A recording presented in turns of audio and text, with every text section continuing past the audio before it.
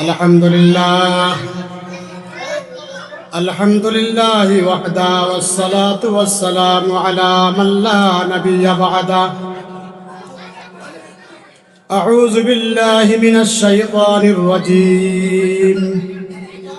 বিসমিল্লাহির রাহমানির রহিম। وما أمروا إلا ليعبدوا الله مخلصين له الدين صدق الله العظيم. وقال النبي صلى الله عليه وسلم كن عالما أو متعلما أو مستمعا أو محبا ولا تكن الخامسة فتهلك أو كما قال عليه الصلاة والسلام.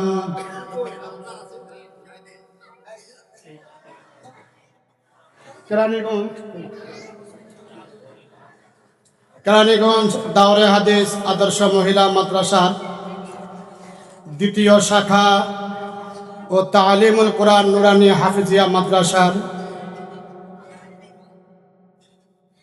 ছাত্রছাত্রীদের শিক্ষা প্রদর্শনী ও হস্তলিপি প্রদর্শনী এবং হিফজ বিভাগের ছাত্রের পাগড়ি প্রদর্শন উপলক্ষে, পাগড়ি প্রধান উপলক্ষে আজ অভিভাবক সম্মেলনের সম্মানিত অভিভাবক বৃন্দগণ, উপস্থিত ওলামায়ে কেরামগণ, আসসালামু আলাইকুম ওয়া রাহমাতুল্লাহ।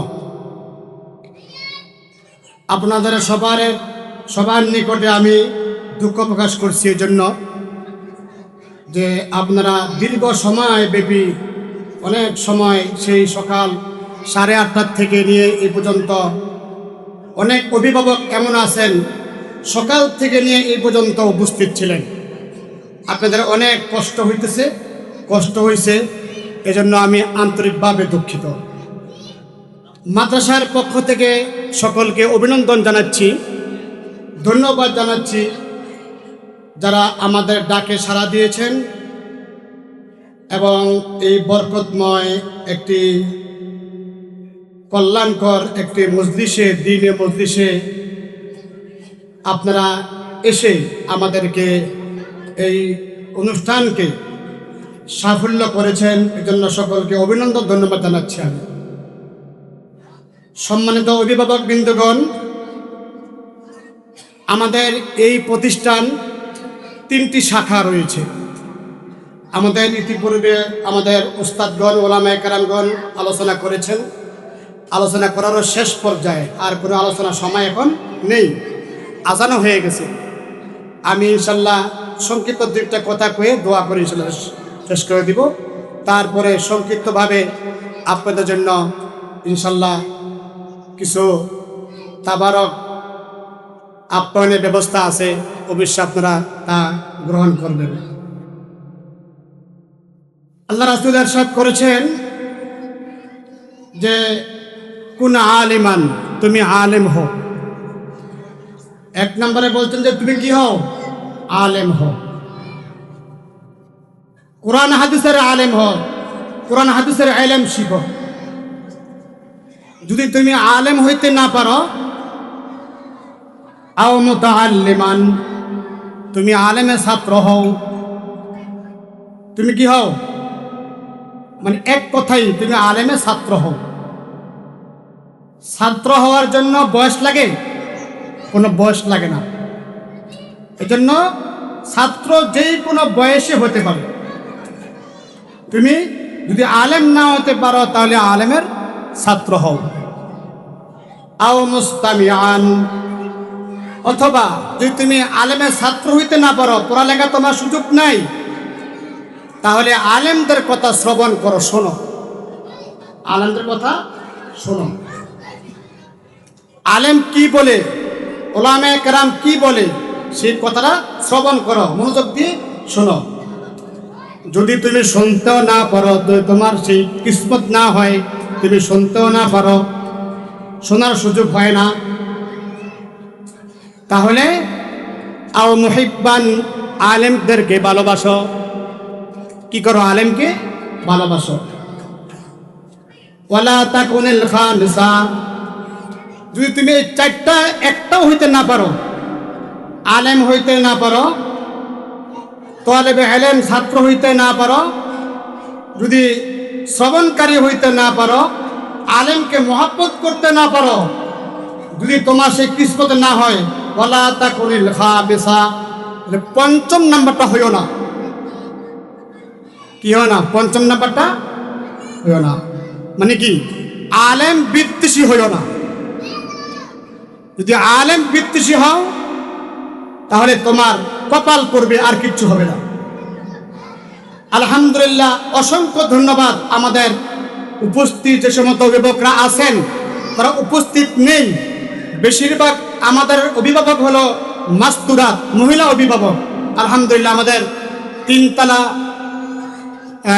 2 তলা, 4 তলা, 5 তলা ভরপুর মহিলা অভিভাবক।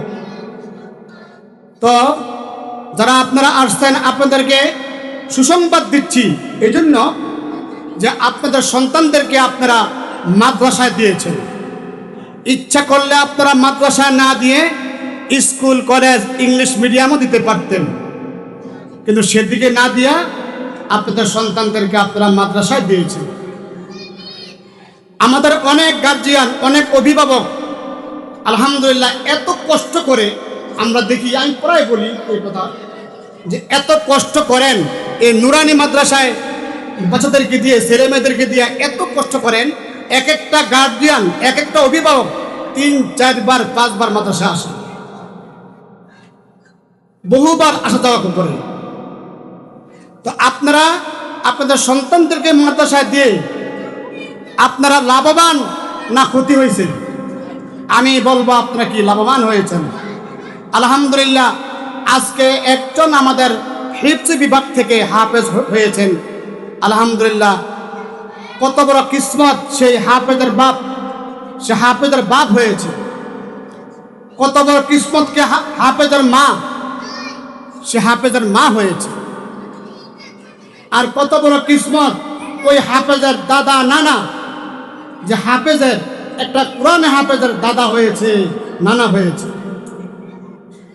কারণ আল্লাহ নবীর ঘোষণা ময়দানে মাহাশরে, হাফেজে কোরআনের পিতাকে এমন একটি নূরের পর নূরের মুকুট পরাবেন, যে নূরের মুকুটের আলো দুনিয়ার চন্দ্র সূর্য আলোর চেয়ে বেশি হবে।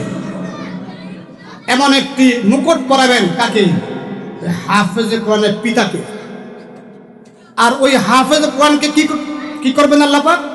ওই হাফেজে কোরআনকে আল্লাহ তাআলা শাআনুহু এমন পাওয়ার দিবেন, এমন স্পেশালি পাওয়ার দিবেন, এমন 10 জন জাহান্নামীকে জান্নাতে সুপারিশ করে নিয়ে যাবেন, যাদের জন্য জাহান্নাম অবধারিত হয়ে গেছে, জাহান্নাম নিশ্চিত।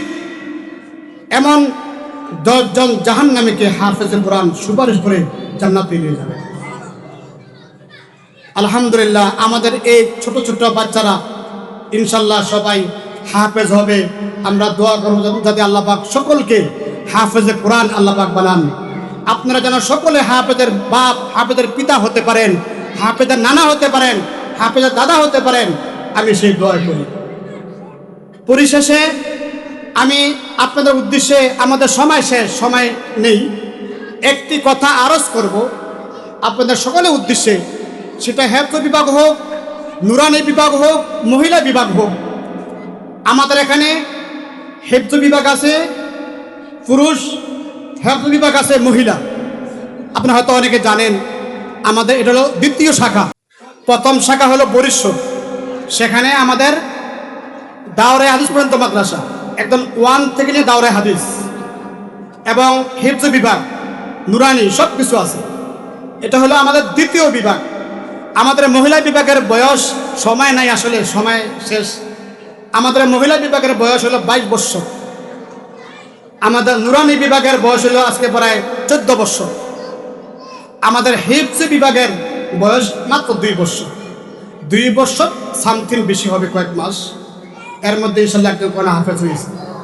আমি আপনাদের উদ্দেশ্যে বলবো, ছেলে মেয়ে নেককার হইতে হলে, আল্লাহওয়ালা হতে হলে, দিনদার হতে হলে এবং সন্তান ভালো হতে হলে এবং আলেম হাফেজ হতে হলে আমাদের যেরকম কর্তব্য, এরকম অভিভাবকের একটা কর্তব্য, একটা দায়িত্ব রয়েছে। আমি সকল অভিভাবককে আমি আরজ করব, আমরা সবাই সচেতন।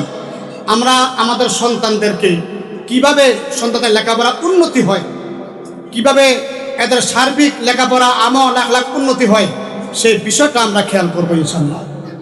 আপনারা অবশ্যই প্রত্যক্ষ করছেন, আমাদের নুরানির বোর্ডের হুজুর বলছেন যে আমাদের হাতের লেখা, আমাদের বাচ্চাদের হাতের লেখা যে আপনারা প্রত্যক্ষ করছেন, দেখছেন যে বাংলা, ইংলিশ, আরবি এদের হাতের লেখা কোন পর্যায়ে।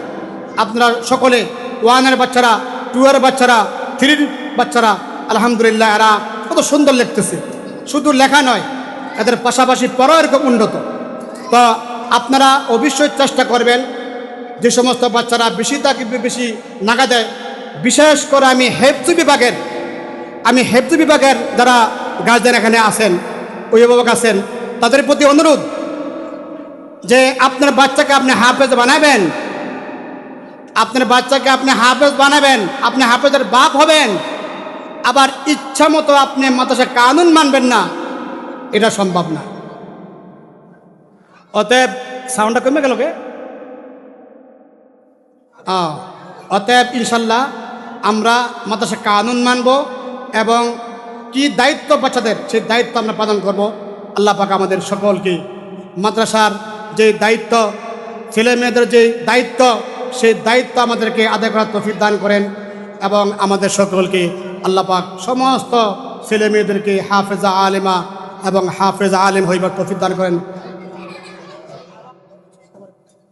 আর আমাদের যেটা আমি বলতেছিলাম আর কি, আমাদের হয়তো নামাজ শুরু হয়ে গেছে বা শুরু হবে, এই জন্য সময় খুব কম। যে আমাদের দায়িত্ব হলো, অনেক গার্জিয়ানরা এই যে বারবার আসতেছে যাইতেছে, আমাদের হেফজখানে অনেক বাচ্চাদের মা বারবার আসতেছে যাইতেছে। আমি আপনাদেরকে বলবো, এই আসা যাওয়ায় আপনাদের কোনো লাভ যে হয় না এমন না, প্রতি কদমে আমরা লাভ পাইতেছি, প্রতি কদমে আপনারা সব পাইতেছেন। এবং যারা আসতেছে যাইতেছে আল্লাহ পাক তাদেরকে নেক দান করতেছেন। তো অবশ্যই আপনারা ইনশাল্লাহ যথাযথ সময় মাদ্রাসায় বাচ্চাদেরকে নেবেন, আনবেন এবং যেই নিয়ম, সেই নিয়মগুলি আমরা মানব। মাদ্রাসার যে উসুল, সেই উসুলগুলি আমরা মানার চেষ্টা করব। আল্লাহ পাক আমাদের সকলকে তৌফিক দান করেন।